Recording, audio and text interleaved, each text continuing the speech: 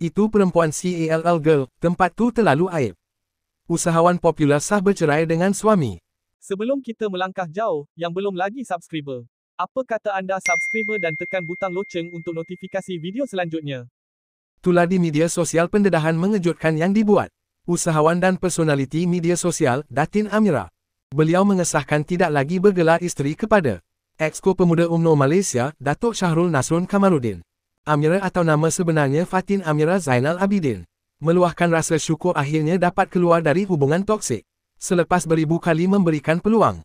Jadi pada bulan yang mulia ini, saya ingin berkongsi kebenaran kepada anda semua, apa yang telah saya lalui selama 8 tahun. Bernikah dan siapa manusia yang bernama Syahrul Nasrun yang sebenarnya. Saya bukan nak buka aib bekas suami, tetapi saya tak nak orang ramai tertipu dengan apa yang ditunjuk di media sosial. Saya senyap bukan sebab saya bodoh, tapi saya tak nak cerita itu jadi panjang. Anak saya sedang sakit dan ayah Syahrul baru saja didiagnos kanser paru-paru tahap 4. Jadi saya tak nak keruhkan keadaan. Saya masih menghormati ibu dan bapa dia. Jadi saya senyap dan buat keadaan macam biasa. Saya pergi ke sana dan cari. Sebab sumpah demi Allah, saya tidak pernah tahu tentang tempat itu.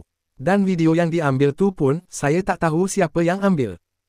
Dan siapa yang bagi kepada HLIVE untuk viralkan. Mungkin Allah nak tunjuk, semua jadi kebetulan. Dan saya nak nyatakan di sini, perempuan dalam video tu bukan Sabranzo. Tak baik korang fitnah dia. Itu perempuan lain, Call Girl.